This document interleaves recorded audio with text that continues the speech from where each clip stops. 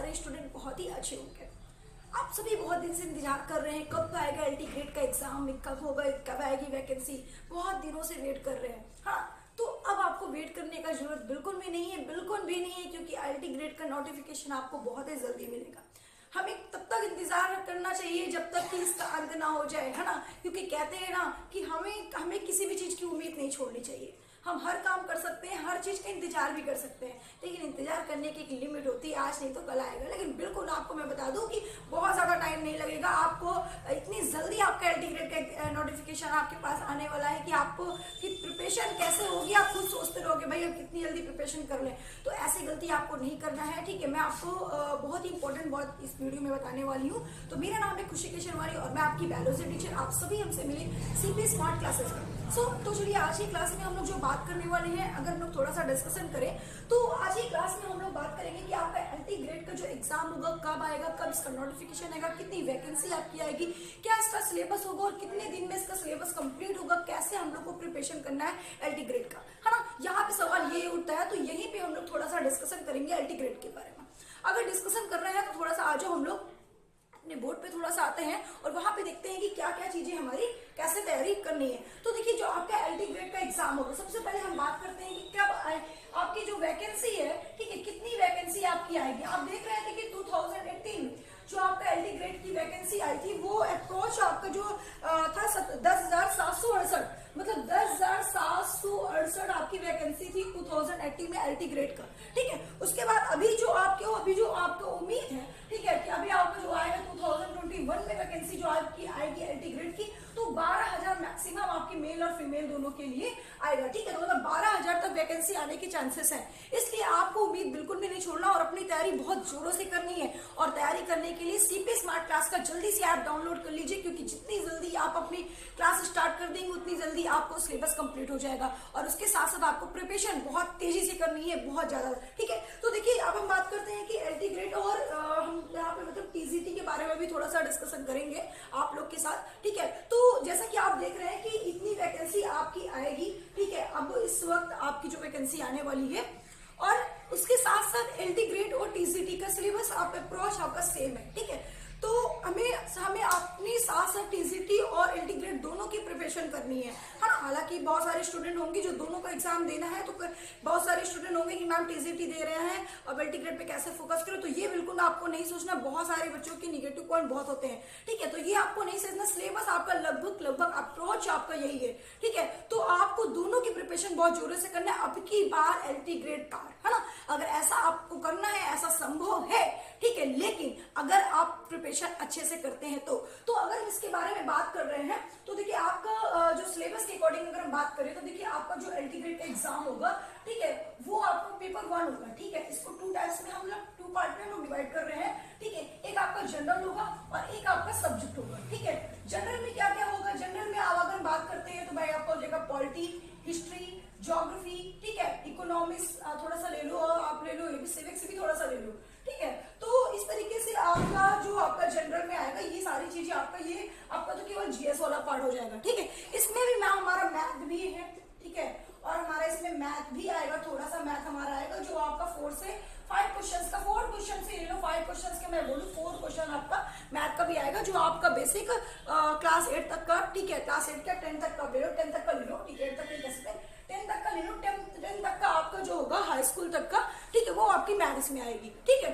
तो ये आपका सिलेबस हुआ जनरल वाले का, क्या क्या होगा फिजिक्स और हिस्ट्री, ज्योग्राफी, इकोनॉमिक्स और सिविक्स में कैसे कैसे क्या क्या आपको पढ़ना होगा, ये मैं आपको फुल डिटेल्स में इस वीडियो में बताऊंगी। तो जुड़े रहिए हमारे सीपी स्मार्ट क्लासेस से। और अगर आप वीडियो पे पहली बार हमारे चैनल पे आए तो चैनल को सब्सक्राइब करिए एंड वीडियो को सारे स्टूडेंट को शेयर करिए जिनको तैयारी करनी है आपकी और अब की बार एलटी ग्रेड करना है, ठीक है। चलिए तो आते हैं, थोड़ा सा अपना इधर तो आ जाओ आप लोग। देखो अब अगर हिस्ट्री की बात करते हो तो हिस्ट्री में आप लोगों को भारतीय का इतिहास एवं राष्ट्रीय आंदोलन के बारे में फुल डिटेल्स के साथ पढ़ना है। इसके अंदर जितने पॉइंट्स आप आएंगे, जो आपका आएगा इसके अंदर आपको सारी इंफॉर्मेशन लेनी है, वो भी फुल डिटेल्स के साथ, ठीक है। तो फुल डिटेल्स के साथ लेने के लिए जुड़े रहिए हमारे सीपी स्मार्ट क्लासेस से, जो आपको इसकी क्लास पूरी देगी और आपको जल्दी से एडमिशन करा लेना है। आपको सीपी स्मार्ट क्लासेस का ऐप डाउनलोड करके ये आपको लिंक मिल जाएगा, ठीक है, या फिर आपको उसमें व्हाट्सएप नंबर मिलेगा, आपको उसमें पूरी डिटेल्स आपको मिल जाएगी, आप सर से बात कर सकते हैं, ठीक है।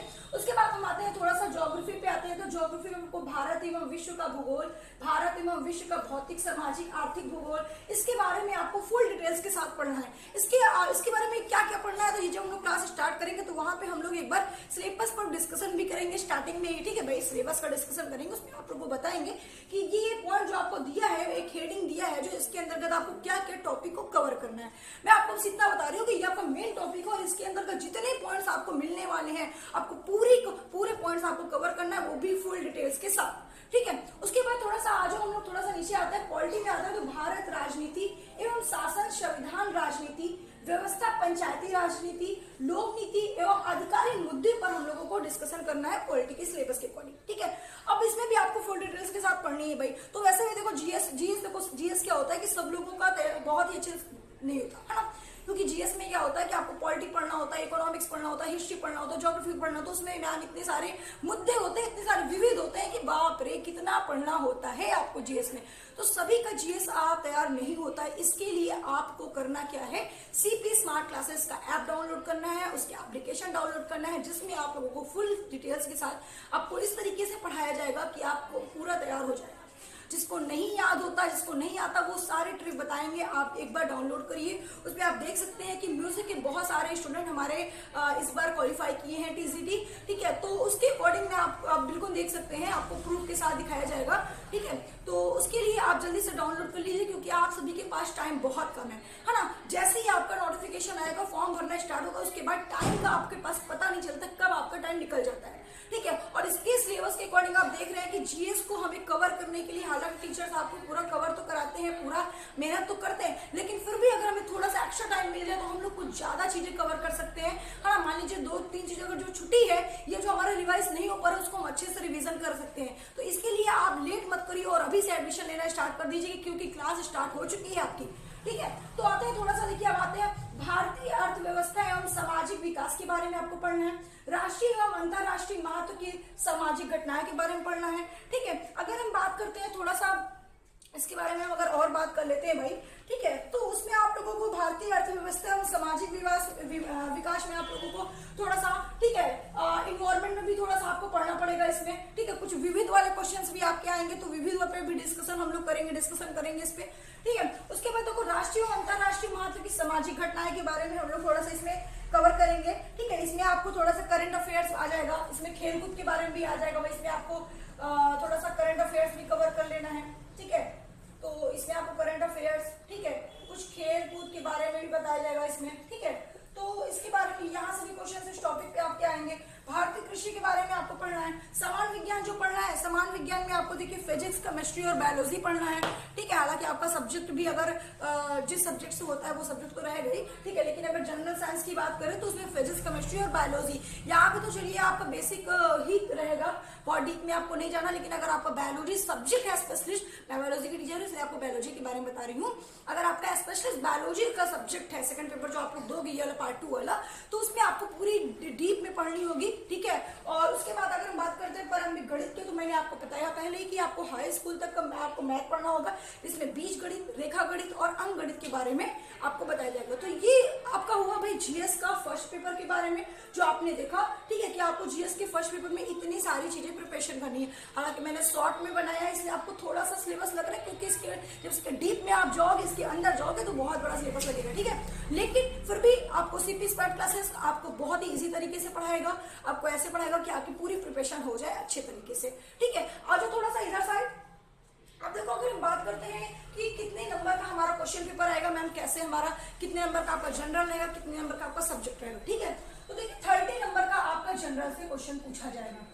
अब यहाँ पे देखिए सवाल ये उठता है कि मैम 30 नंबर से हमारा क्वेश्चन पूछा जा रहा है, उसमें भी इतने सारे टॉपिक को आपको कवर करने पड़ रहे हैं, है ना। तो आप देख रहे हैं कि आपका ये जो पीसीएस कंटेंट ये करा रही है, एग्जाम करा रही है, तो उस अकॉर्डिंग आपको जो आपका क्वेश्चन होगा, आप समझ रहे हैं कि किस टाइप से आपको क्वेश्चन आएगा, ठीक है। थोड़ा सा आपको मेहनत ज्यादा करना पड़ेगा, और उसके बाद इसमें क्या कितना हम ला ले मैम कि हम पास हो जाए, ठीक है, हमारे ये आपका एलटी ग्रेड क्वालिफाई हो जाए, तो उसके लिए आपको मतलब 40% आपको करना पड़ेगा।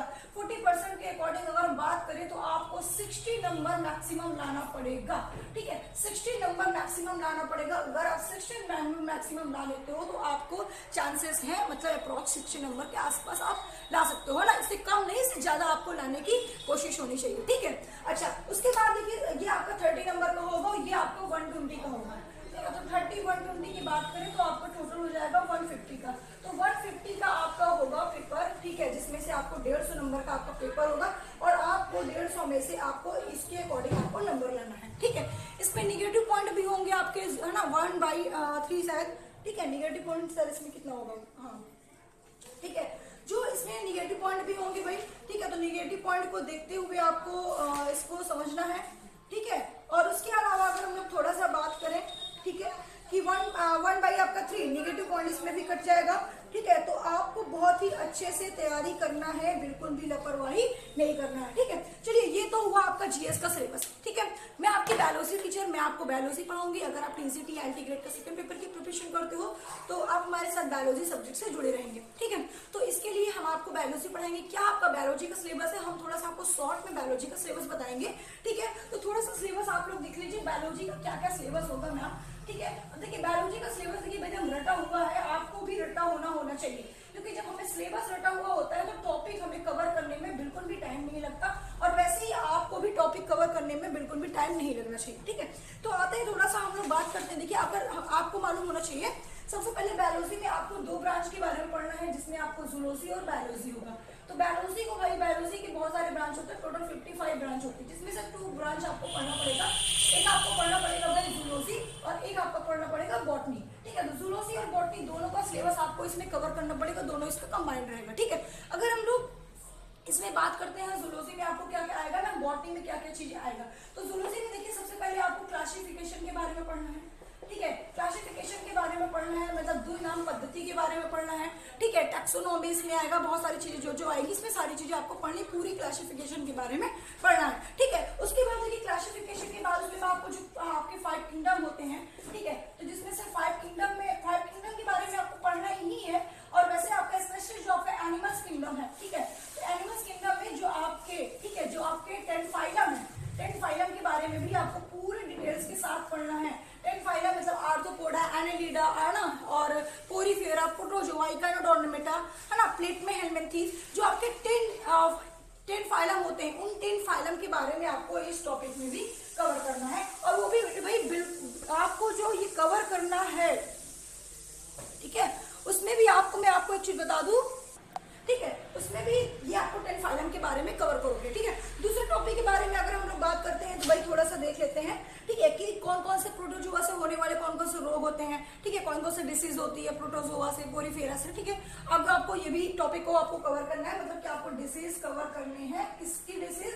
ये जो आप लोग फाइलम पढ़ रहे हो, जिसमें प्रोटोजोआ, जिससे आपने पढ़ा होगा प्लाज्मोडियम, अमीबा से होने वाले जो रोग होते हैं, ठीक है। तो ये सारी चीजें भी आपको इसमें कवर करनी होगी, ठीक है। उसके बाद थोड़ा सा अगर हम लोग बात करते हैं कि हानिकारक और लाभदायक के बारे में, कौन क्या इससे लाभदायक होते हैं, क्या इससे हानिकारक होते हैं, हमारे लिए क्या हार्मफुल है, क्या, है ना।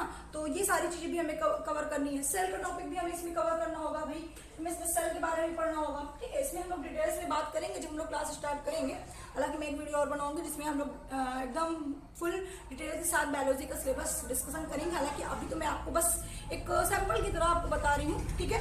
तो इसलिए आपको सेल के बारे में पढ़ना पड़ेगा, टाइप्स ऑफ सेल पढ़ने पड़ेंगे, ठीक है। टाइप्स ऑफ सेल में अगर हम लोग बात करें तो भाई प्रोकैरियोटिक्स के बारे में, यूकैरियोटिक्स के बारे में पढ़ने पड़ेंगे। उसके जितने भी ऑर्गेनल्स होते हैं, माइटोकॉन्ड्रिया, गोल्जी बॉडी, है ना, एंडोप्लाज्मिक रेटिकुलम एंड आपका गोल्जी ऑपरेटर्स हो गया, ठीक है, राइबोसोम्स हो गया, सेंट्रोसोम्स हो गया। तो ये जितने भी ऑर्गेनल्स होते हैं उनके विद फंक्शंस के साथ आपको पढ़ना है। उससे आपको जितने भी क्वेश्चंस आपके होंगे वो सारी चीजें आपको कवर करनी होगी, ठीक है। उसके बाद हम आते हैं थोड़ा सा मेंडल के बारे में। मेंडल का जो नियम होता है, ठीक है, मेंडल के नियम के बारे में पढ़ेंगे, ठीक है। मेंडल के नियम जो 3 नियम्स होते हैं उसके बारे में हम लोग डिटेल्स में पढ़ेंगे। उसके बाद डार्विनवाद होता है, ठीक है, लैमार्कवाद होता है। तो लैमार्कवाद और डार्विनवाद के बारे में पढ़ेंगे, वहां से भी आपके क्वेश्चंस आते हैं। आपका देखिए टीजीटी से बहुत मैच कर रहा है सिलेबस, ठीक है।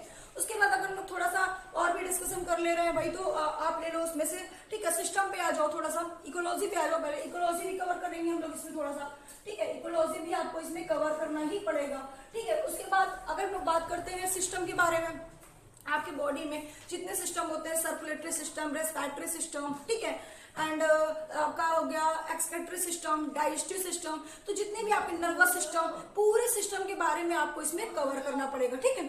उसके बाद थोड़ा सा जो न्यूट्रिएंट में आ जाओ, carbohydrate, protein, fat, lipid, enzyme, hormones, ये तो आपका हो जाएगा भाई जूलॉजी का सिलेबस, ठीक है।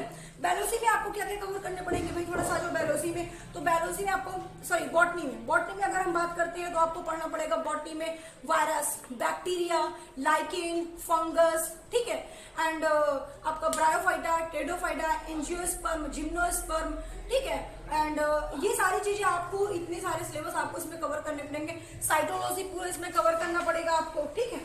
उसके बाद जेनेटिक्स हो गए, है ना, पादप से होने वाले जितने भी रोग होते हैं, हाँ, ये सारी चीजें कवर करनी पड़ेगी। आपका टीजीटी का सिलेबस लगभग अप्रॉक्स सेम हो गया इसमें, ठीक है। तो इस तरीके से आपको पूरी डिटेल्स इस वीडियो में दी गई और आपको इसी तरीके से पूरी तैयारी करनी है और इसके लिए आपको बहुत ही अच्छे से, ठीक है, प्रिपरेशन करने के लिए सीपी स्मार्ट क्लासेस आपके लिए एप्लीकेशन लाया है जो कई ईयर से चल रहा है और आपने देखा होगा, आप डाउनलोड करके आप देख सकते हैं। बहुत सारे स्टूडेंट हमारे इसमें, ठीक है, आपके म्यूजिक में सिलेक्टेड हुए हैं और बायोलॉजी में भी 1-2 नंबर से जो भी उन बच्चों का जो भी छुटा, ठीक है, नहीं हो पाया, तो भाई ये भी कहीं ना कहीं मिस्टेक होगी, तो ये गलती आपके साथ ना हो। क्या गलती उन्होंने किया तो, और कैसे गलतियां, क्या कहाँ से क्वेश्चन उनका मिस हो गया, क्या गलती हुआ, कैसे लेट हो गया, सारी चीजें आपको मैं बताऊंगी। तो उसके साथ जुड़ी रहिए हमारे सीपी स्मार्ट क्लासेस के साथ और जल्दी से आप सीपी स्मार्ट क्लासेस का एप्लीकेशन डाउनलोड करिए। उसमें आपको डिस्क्रिप्शन में लिंक मिल जाएगा, एप्लीकेशन मिल जाएगा, सर का नंबर मिल जाएगा आपको, उसमें आप कॉल करके बात कर सकते हैं, कैसे आपका एडमिशन लेना है, क्या करना है, सारी डिटेल्स आपको मिल जाएगी, या कमेंट के माध्यम से आप बात कर सकते हैं। तो ओके, आज के लिए बस हम इतने ही पे, थैंक यू। सो अगर आपको हमारी वीडियो पसंद आई तो वीडियो को लाइक करिए, शेयर करिए एंड कमेंट करके जरूर बताइए कि आपको कैसे क्लासेस चाहिए एंड आपको क्लासेस करनी है, कैसे करनी है, सारी चीजें हमें कमेंट के माध्यम से भी आप बता सकते हैं। Okay, thank you.